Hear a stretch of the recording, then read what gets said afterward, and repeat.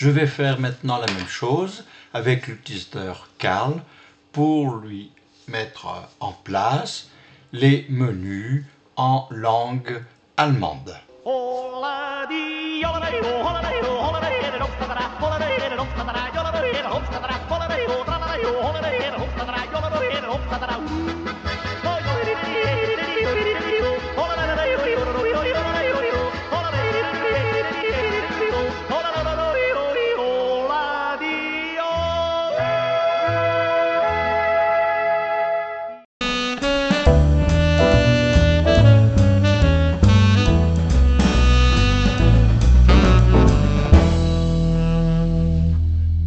Revoyons ensemble quelques types de CD-ROM et DVD. Vous avez d'abord le CD-ROM inscriptible ou CDR qui vous permet de graver une fois des données. Le CD-ROM réinscriptible ou CD-RW.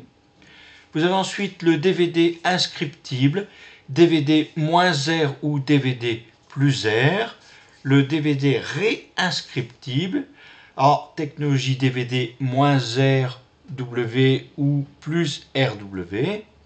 Vous avez aussi le DVD RAM de 2,6 Go à 9,4 Go.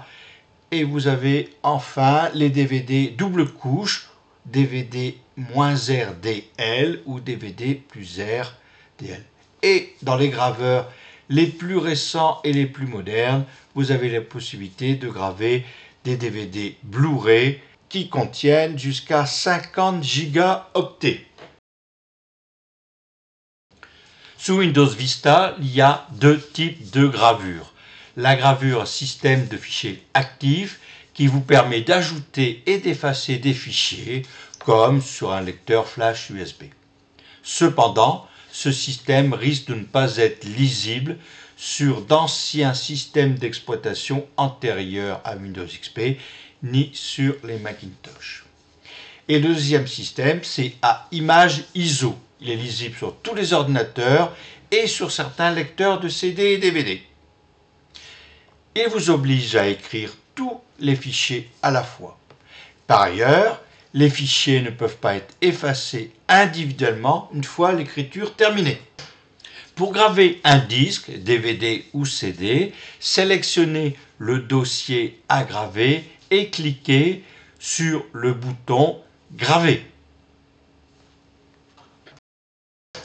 À l'invite de Windows Vista, insérez un CD ou un DVD vierge. Dans le cas présent, je vais insérer un DVD RW que je vais nommer DVD RW du 10 mars pour me retrouver dans les différents essais. Donc maintenant, je vais vérifier quelles sont les options qui me sont proposées. Donc le système qui est proposé pour graver mon DVD, ici RW, c'est le système de fichiers actifs. Bon, c'est celui-là que je vais conserver. Un petit rappel des fonctionnalités du système actif vous permet d'ajouter et d'effacer des fichiers, comme sur un lecteur flash. Et maintenant, on va commencer une phase plus ou moins longue du formatage, le temps dépendant de la vitesse de votre graveur.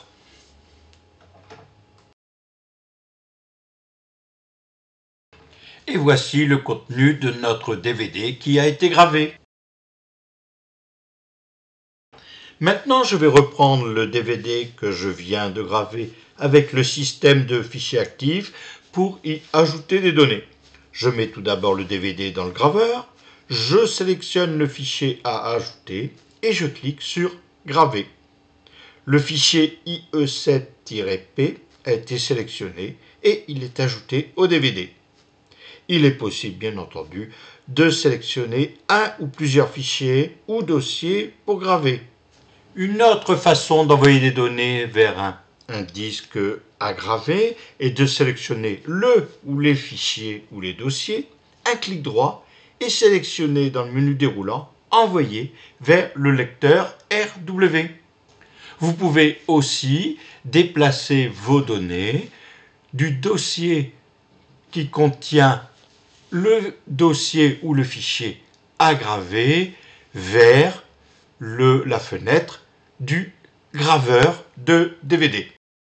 Lorsque vous copiez des fichiers qui existent déjà sur le disque, c'est-à-dire le CD ou le DVD, vous pouvez remplacer l'ancien élément par le nouveau ou copier en double avec un indice 2, 3 qui sera ajouté au nom de fichier existant. Ici par exemple, j'ai mon fichier Windows Vista-pp07 qui est en double. Vous pouvez supprimer un élément quand vous utilisez le système de fichiers actifs avec des disques réinscriptibles. Ici, je sélectionne mon fichier à supprimer, clic droit et dans le menu contextuel, je choisis supprimer.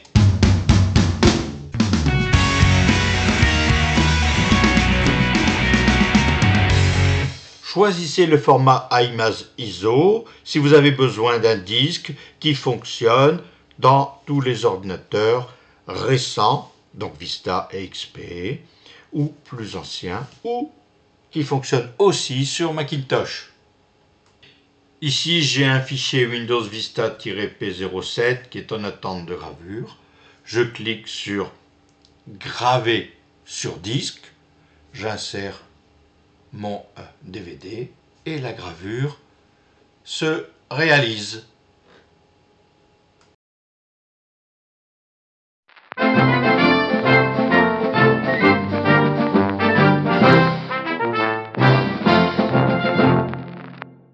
Revenons maintenant sur des nouvelles fonctionnalités introduites dans Windows Vista sur la présentation des dossiers.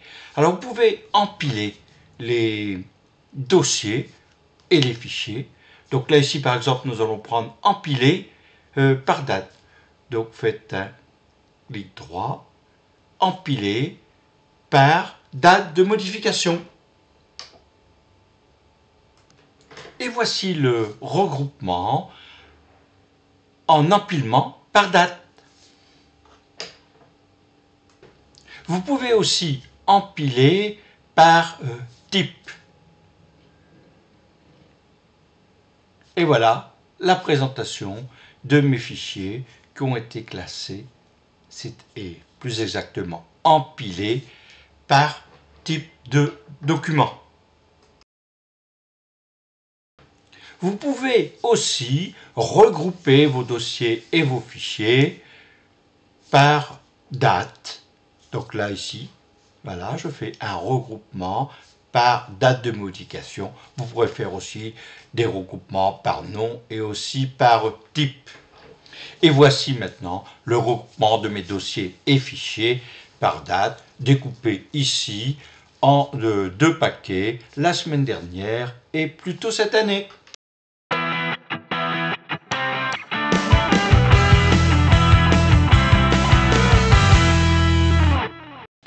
Vous pouvez lancer automatiquement au démarrage de Windows des applications. Pour cela, déplacez l'icône du programme ou son raccourci de son dossier d'origine ou de son raccourci vers le dossier démarrage du dossier programme du menu Démarrer Windows. Notez que le menu Démarrer est propre à chaque utilisateur.